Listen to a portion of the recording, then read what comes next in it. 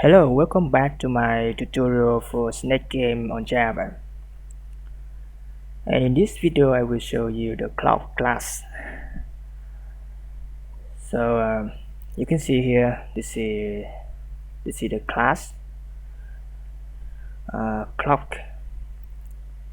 So in the first time you see it, I think you will feel hard to understand, but it's very easy.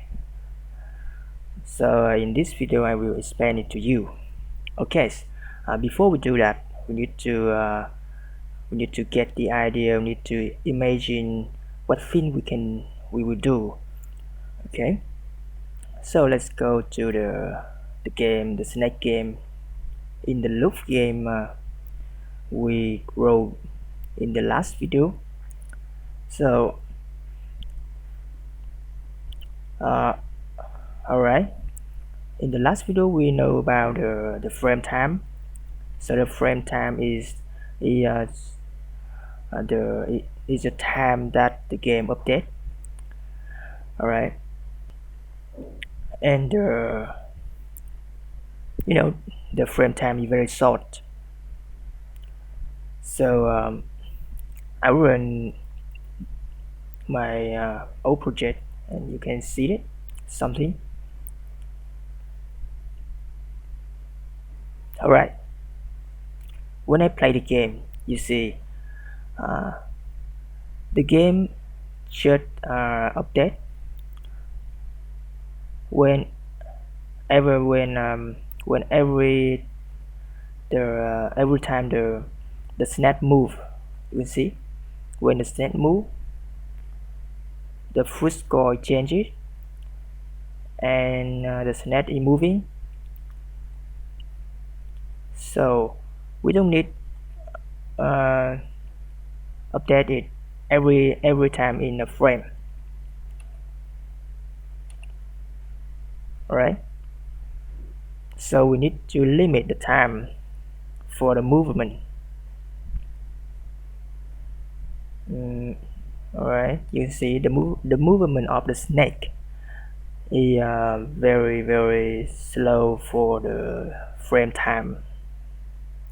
So to detect the time that the snake move, we need a class named clock. Yes.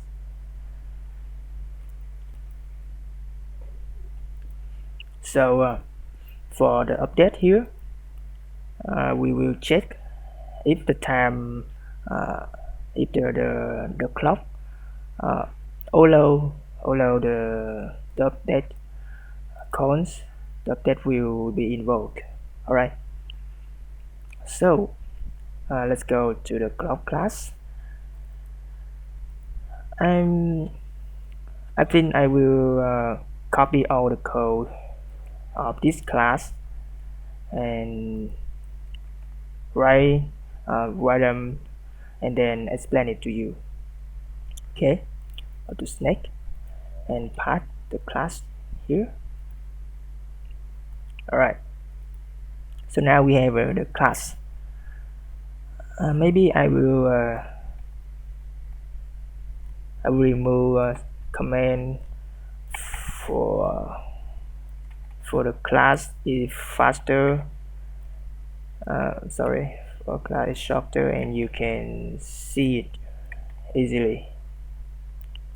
Too many command. Wait me a little.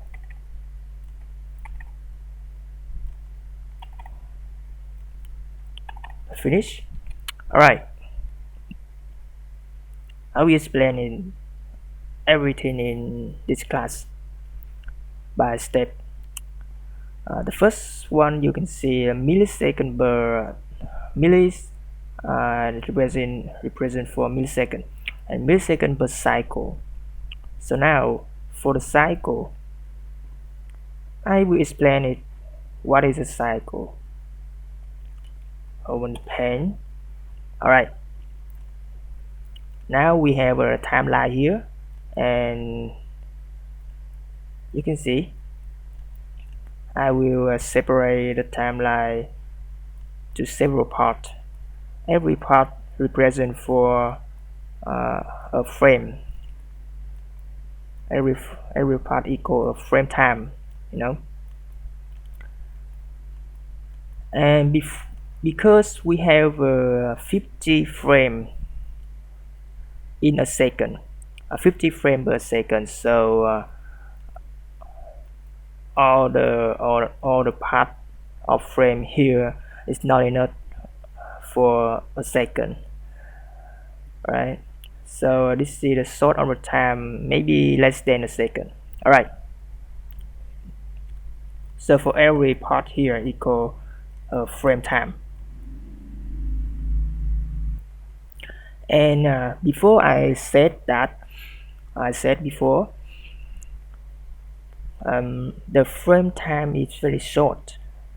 We can update the snake for movement on every frame time, so we need to set a time that longer, maybe uh, every fifth, right? Every 1 2 3 4 5 6 7 8 9 10, maybe every 10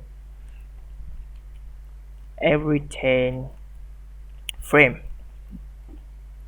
we will have an update, right? Every 10 frame we will have an update. So this is this time I will call it a cycle, right? A cycle represent for a time that the snake will move, maybe 10 frame, or maybe after 15 frame or something like that. Okay, and so to count the time, so the next so now you have the idea for the cycle. So now how we can count the cycle time? Okay, and let's go to the code. We have a millisecond per cycle.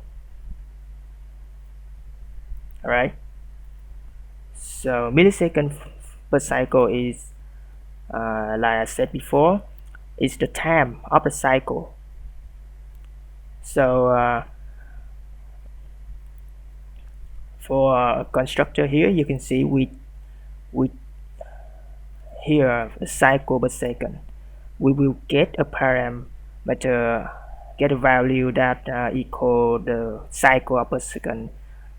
And in my old code, I will go to snake game, and you can see the clock. Alright, the clock, where is it? Sorry, I need to find it.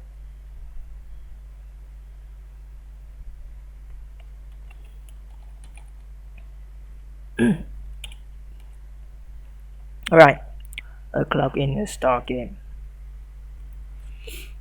So for the project, you can see I put the 9 here. The 9 here, it means 9 cycle every second. It also means the snake will get 9 movement every 1 second.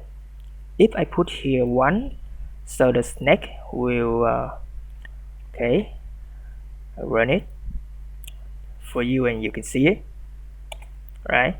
Every 1 second the snake will get a movement. It's easy, huh? Alright, reverse. Okay, so now you can imagine the idea. So to get the millisecond per cycle, it's very easy.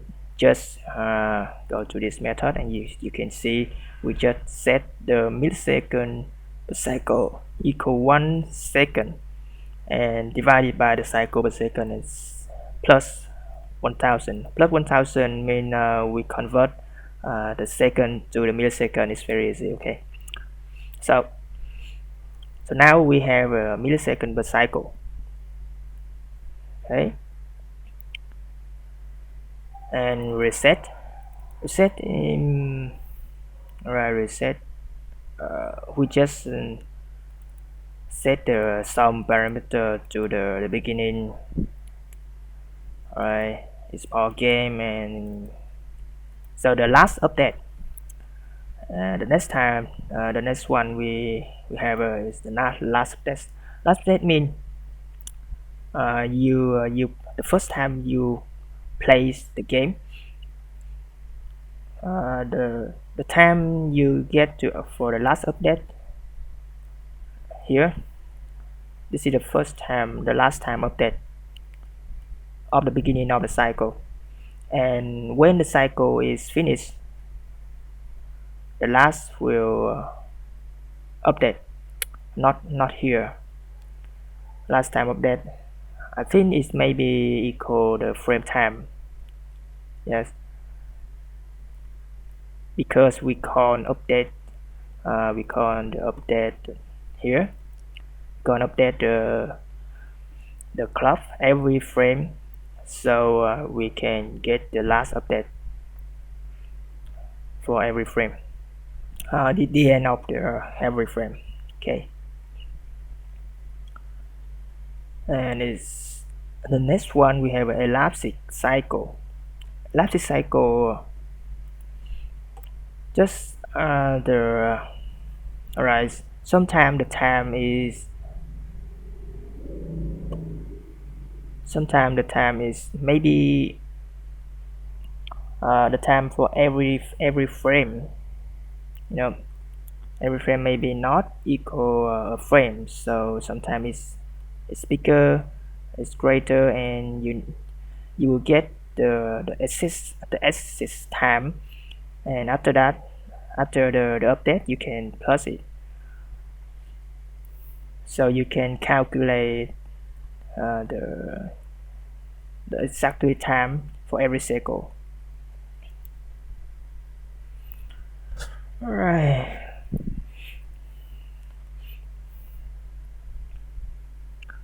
for the update here,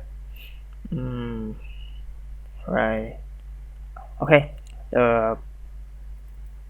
is paused. Is very easy, just a flag that detect the game is ball or not. Alright, and let's go to the update. So the update is very easy. The first time it get the current update time for every update, just the time when you call the update, and then it get the delta time equal the whole time that from the beginning of the cycle. Right,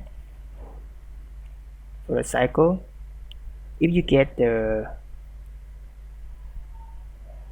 if here is the last of the cycle, but you for 3 frame you be in here, and you just get a delta time here.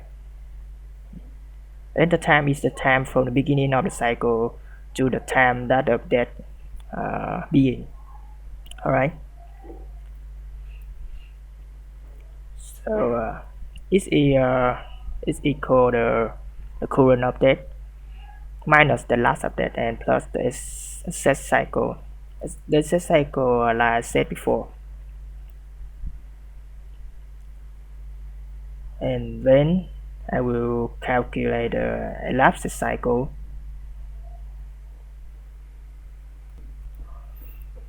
Okay, I need to explain it more clearly before here it's very confused.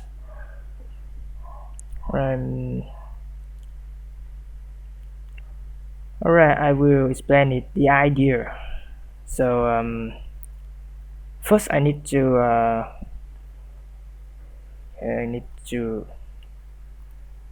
go back to the picture, and so you have idea, you have the data here, and then for after frame you have a data here, you see. So when the data reach the cycle time here, the data, and it reach the cycle time, you see here. So we get the we detect when it reached the cycle uh, by divided the data by millisecond per cycle. So here you can see, you see the time, you see the millisecond per cycle, and here the data equal the millisecond per cycle.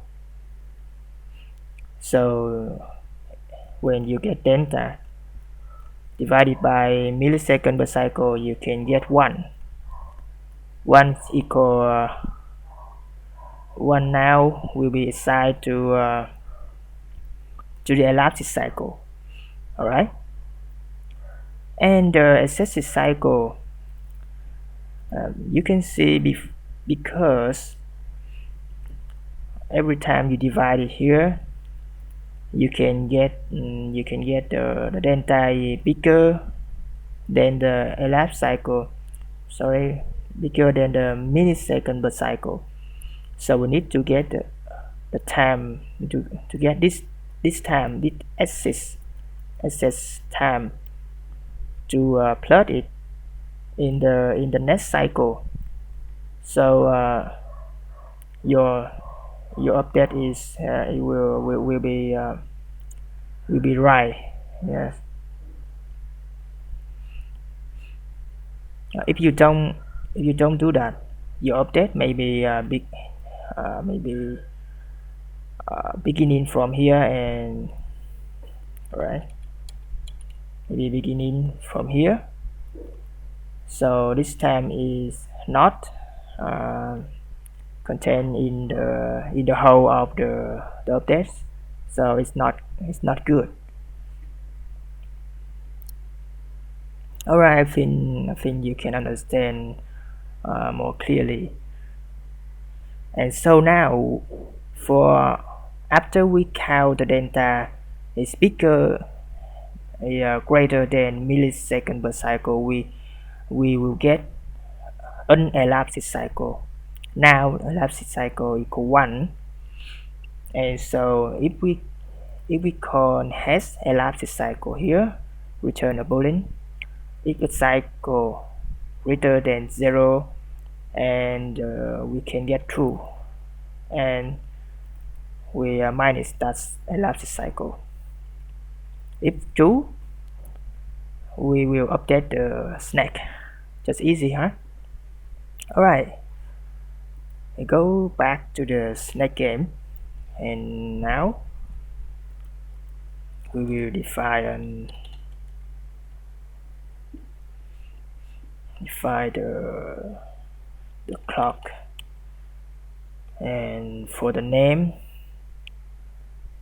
I think I need to see.